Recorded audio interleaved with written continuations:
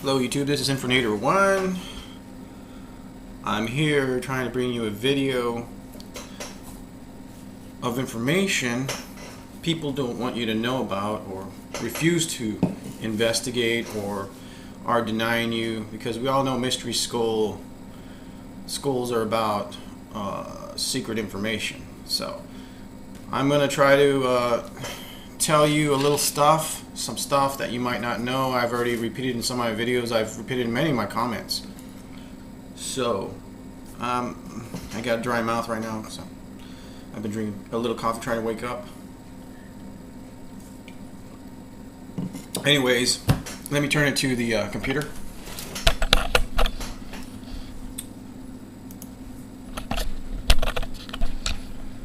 (9/11) was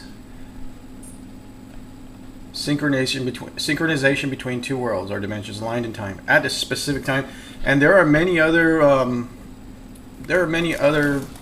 videos on YouTube calling it a mega ritual. Here it is. 9/11 Stargate, 9/11 Stargate mega ritual, 10th Kingdom Stargate sequence.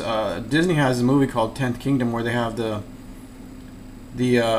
intro, the buildings collapsing, and that's for, I mean, anybody can look that up. I mean, you really can. You can just look it up, rent the video wherever you can find it.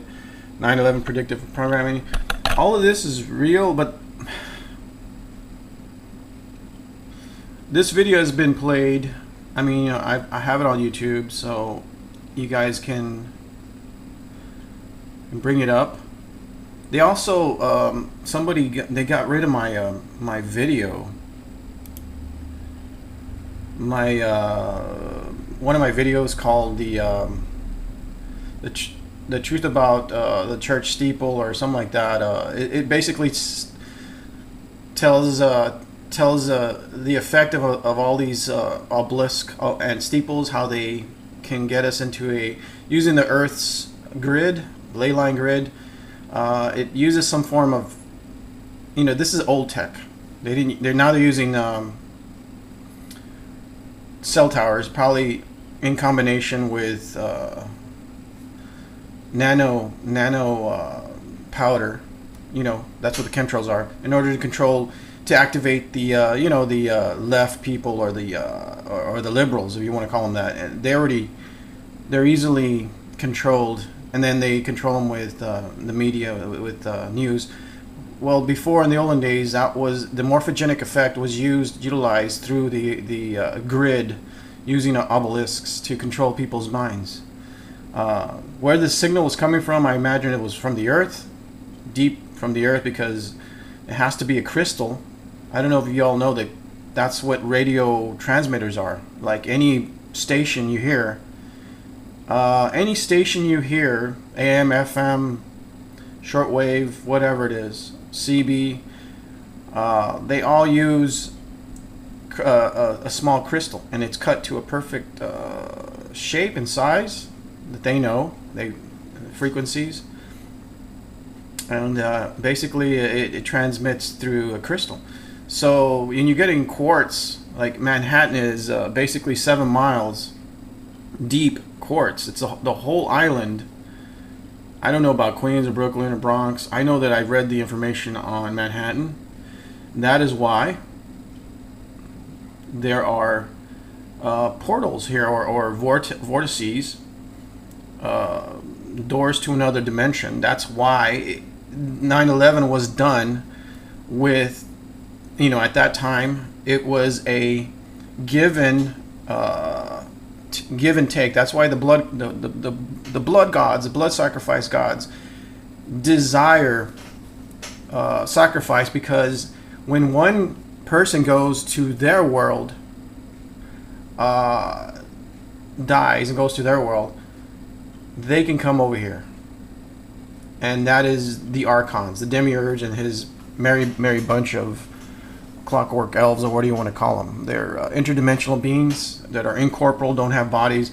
I don't know if they're incorporeal by choice on their side, or if they're so psychically advanced. They can basically, you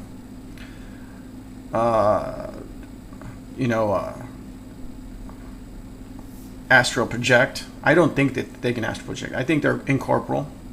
So they come into the carnal matrix here, the one we're in. Anyways, this limestone, which limestone is comprised mainly, I think it's silica and crystal. Crystal is really silica. Goes 7 miles deep.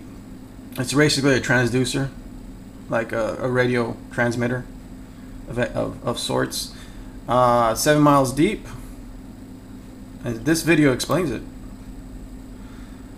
All this information, I chance upon it. You see, a lot of this stuff is incredibly rare to find when you go looking back for it. You see how it's about vibration. I'll tell you another thing.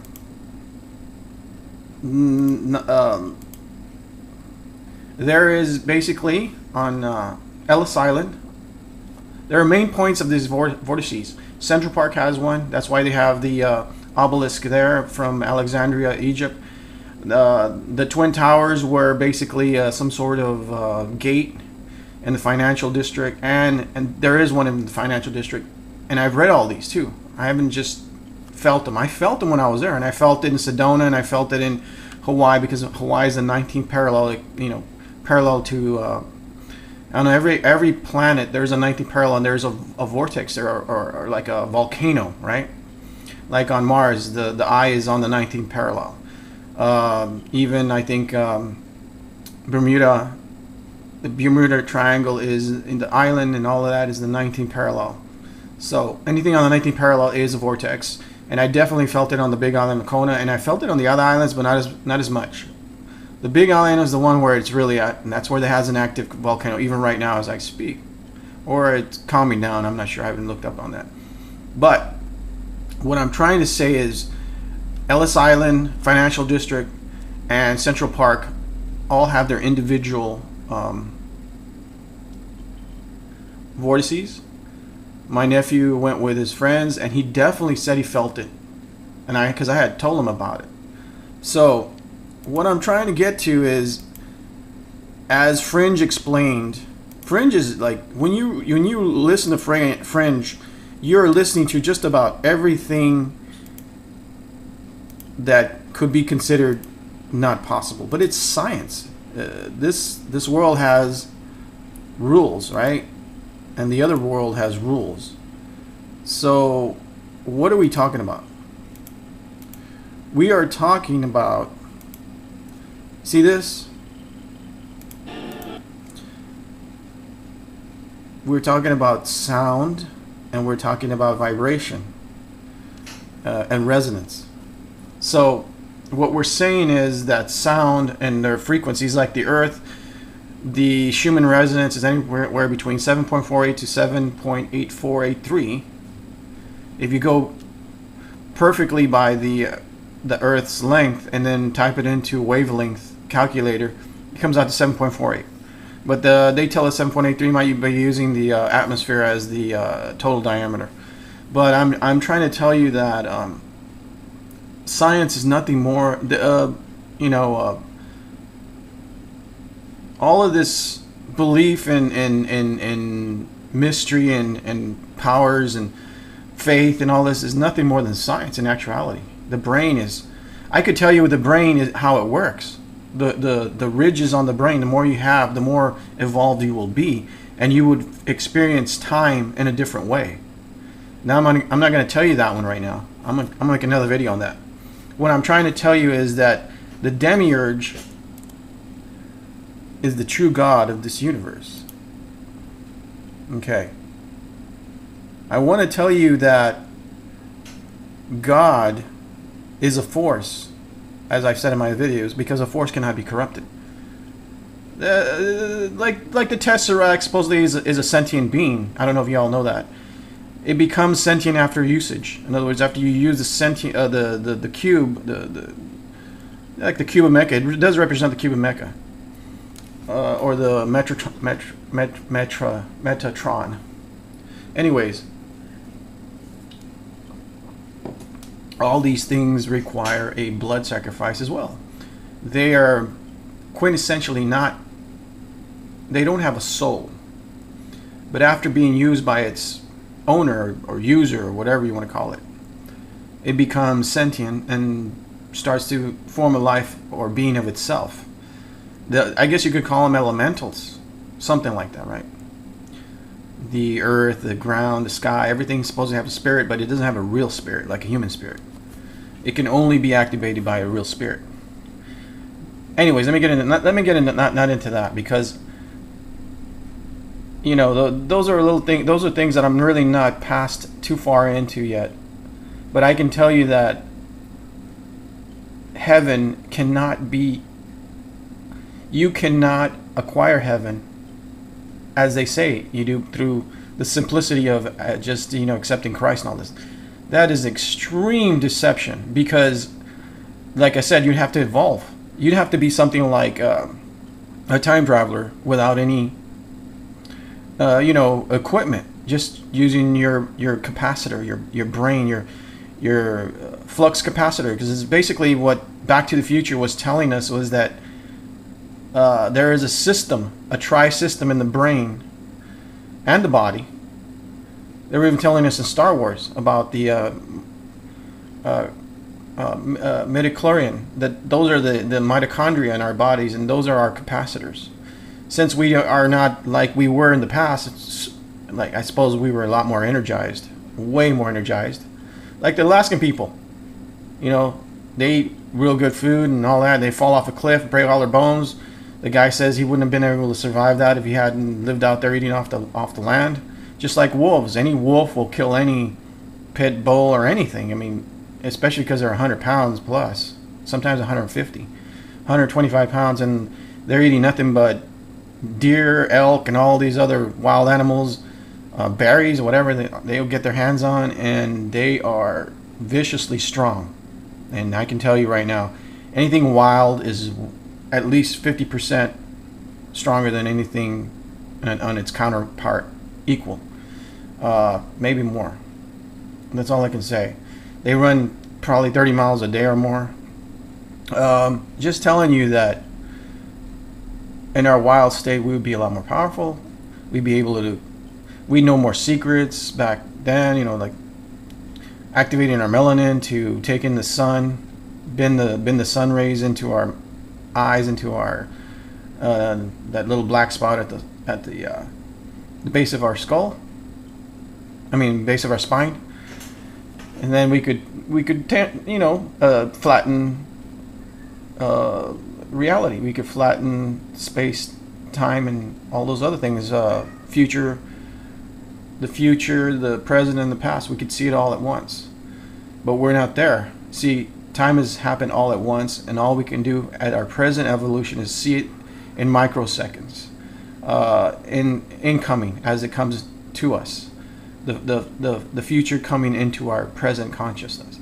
So I'm just gonna touch on that. I'm gonna talk to you about the demiurge. And I like this explanation. It's extremely precise from different vantages, and it doesn't just speak it from one point of view. That's what I like about this. Okay, what is the Gnostic demiurge? The term demiurge derives from the ancient Greek demiurgus, Latinized demiurgus, meaning an artisan or craftsman. In various belief systems, this is a deity responsible for the creation of the physical universe. The term occurs most notably Platonism and Gnosticism. The precise nature and character of the demiurge, however, varies from a benign architect of matter in some to the personification of evil in others. Plato refers to the demiurge frequently in the Timaeus as the entity who fashioned and shaped the material world.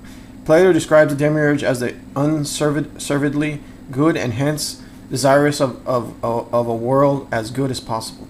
The world remains allegedly imperfect because the demiurge had to work on pre-existing chaotic matter. Christianity and Judaism claim God, the Creator, is good, but Christians claim the soul is corrupt due to the sin of man. Gnosticism is another matter. In Gnosticism, the demiurge creator is by no means all good, but a bungling and incomplete fool that creates the world as a spiritual prison. That's the one I believe is true. I concur with that one. Gnosticism also presents a distinction between the highest and noble alien god and the creator of the material. The demiurge, however, in contrast to Plato, many systems of Gnostic thought present the demiurge as antagonistic to the will of the supreme creator. This sort of demiurge focuses solely on material reality, on the sensual soul. In Gnosticism, the demiurge is an emanation from a higher, pure aeon. So, the way it works is the universe seeks balance. On 9/11, the sync between worlds was very it was as close as it gets. The two different vibrating worlds, different frequencies. As all of you need to, if you want to know more about this stuff, you need to watch Fringe, and you'll get the bigger picture. I believe this is all Fringe is based on science. I don't believe it's fantasy or myth or belief. All myth is basically science unrealized or not researched. It all makes sense because it works in a scientific way. It's not superstition or anything like that. It's actual science. Just like I said about our mitochondria being capacitors. They are capacitors. Not only that, they have their distinct other creatures, just like the Star Wars franchise said, that it was beings that are symbiotic. It's the actual truth because they have their own DNA. And now if you can believe that, we have DNA in the rest of our part of our body, but the mitochondria have another set of DNA. Just look it up. Believe me on that one. That is a capacitor. Without mitochondria, you do not live longer. You live a shorter life without either enough or a good mitochondria or revitalizing it. Just like they said in the movie Jupiter Ascending. The metaphor or the personification there was light bulbs, where what's her name, Jones, the character Jones was his Melina, what's her name, the one from the '70s show, Kuna, whatever her name is. She says, where can I get these light bulbs? Where Malik goes into the water, I think her name's Malik. She goes into the water and she has the nectar, and she gets in the water and they turn it on, and she's revitalized. She's 25 again. So yeah, they're talking about mitochondria there. That's the mitochondria. Now that's one secret revealed to you. Now the other is that, like I said, the universe seeks balance, and I said it in the other video that in Hellboy there had to be a sacrifice for one of the beings that they were talking to on the other side of, I guess it was a rock wall that had snow over it, and I guess it was a portal there. They had to kill the guy that I think accessed them there to that area, and then his blood drained out into some kind of real big design or something. Anyways, the world seeks balance. That's what Fringe said, the series Fringe. Now, if that's true, and all these gods in the past, the volcano gods, have asked for blood sacrifices, you got to understand there's a reason for it. There's never anything done to that extreme for no reason. There's always a reason. So when they do that, all these beings talking to us, maybe when we access a higher part of our brain, like Moses. And I'll add to that I've said in other videos that the chosen people were only nothing more than highly possessible bloodline. They are also the gods come over and they even have sex with them. They're the only ones that can have sex with and have a baby produced conceptually. So that's another one. And yeah, sometimes they're invisible, these beings. They are archons to the Greeks. They are flyers to to the shaman. They are demons to the Christians. They are a jinn to the Arabs. And I've read in other cultures they have their names for it. Even the cultures that are still living very primitively, they have names for these beings as well. Everybody sees them. They are basically parasites, fear, suffering parasites like these. The energy extraction matrix, mind parasites, and reptilian humanoids. More like mind parasites. Maybe they take on. They're able to do things we're not able to do. They can project images into our mind, which we cannot. So they are highly evolved in some aspects, in telepathic sense. They can read your mind as well. Just like Lelouch in the movie, what is it? Storm of the Century, where he could read everybody's mind. So these beings are highly advanced. Don't underestimate any of these beings. These are the beings that come to you in the night a lot of times and basically torment people. Call them night terrors.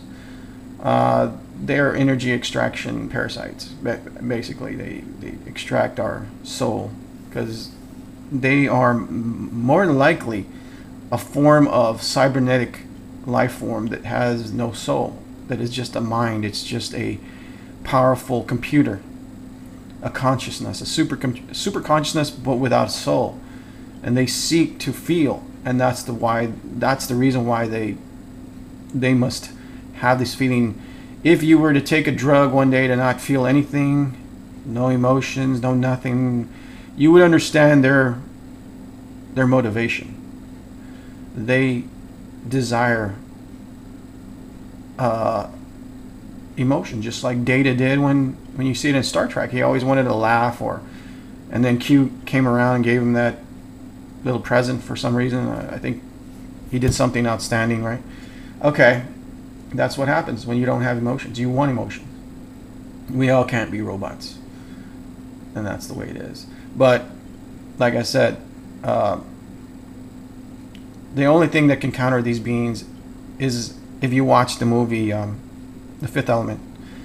I imagine it's true, because they're always looking for the negative in everything: suffering, death, wars, famine, starvation, all these other things. I repeated myself. Anyways, love is the only counter, or the opposite, the 7 virtues, which I don't know what they are, but you have to do those 7 virtues in order to, let's see, the 7 virtues.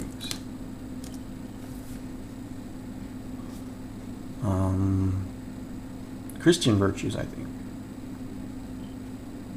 The holy virtues. In other words, you would have to do the opposite of what these beings desire. And in the movie, the 4 elements were used, or the 4 stones, which represent the 4 elements, plus Mila and what's his name? Where are they? Willis. You know, he says, "I love you," and then the beam of light, just shoots out of them. So, I just made a video on this a while back. I'm kind of harping on it again. Anyways, you can look them up. The seven virtues. I want you all to understand that when you think about, if you think about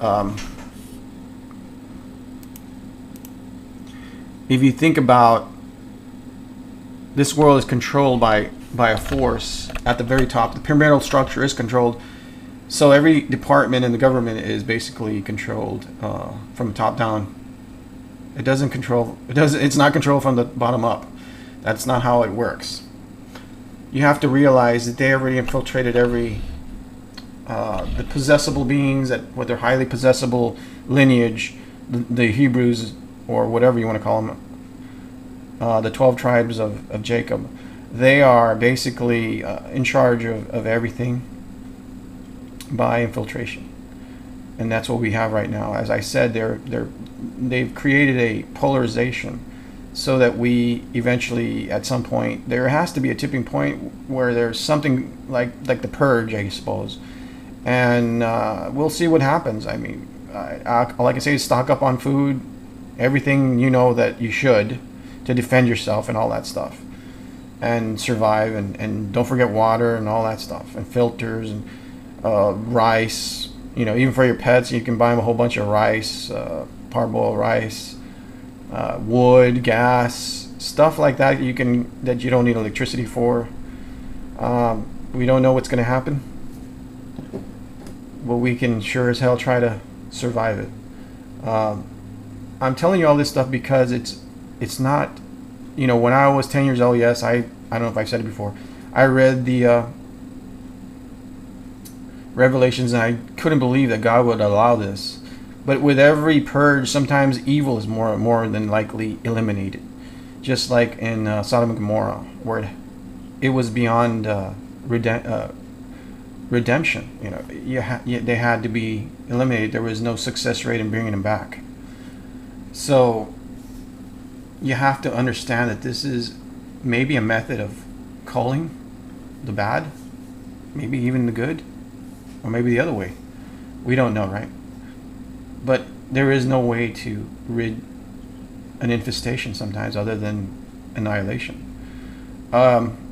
They may be believing that they're going to survive, but it may be the other way around. They may survive. But all I can say is that this you can see in politics right now with all the omissions of talk radio, how they're getting rid of a lot of people. So understand, we are in a time that is extremely, extremely dangerous. This is not a joke. I've been telling you this stuff for a long time.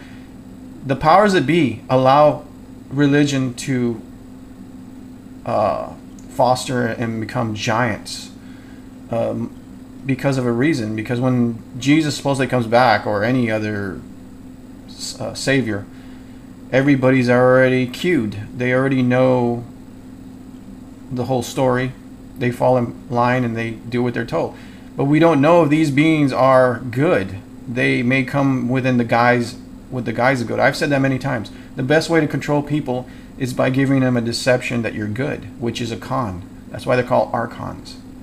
Is they con people. They think they're smarter than us, and they're not. Not if we're smart on research, and understanding that Jesus will be the trick of the millennials. He is will be not nice. And as far as I read, he was supposedly nice before. But you see, these beings can come in and they can only stand to stay here about 30, 40 years, because then the portal closes and they have to go back where they're from. But in the meantime, they're going to create havoc, more than likely. Jesus may not be a good guy at all. And he may be a vampire, spiritual vampire, like I've said, an archon. I believe he is. If you watch the movie Midnight Special, with the little boy Jin, where he comes and his eyes are glowing and all of that, and he says he's not supposed to be here. He was accidentally born into this world, and that there is a world above ours. That's exactly what it is. Above us. That's exactly what Bob Dylan said to Maurice Schaefer in the interview, that God lived above our universe, our planet. He was telling us the frequency, not literally that he was, going to space and he's there. Although maybe, who knows, maybe he's on the moon.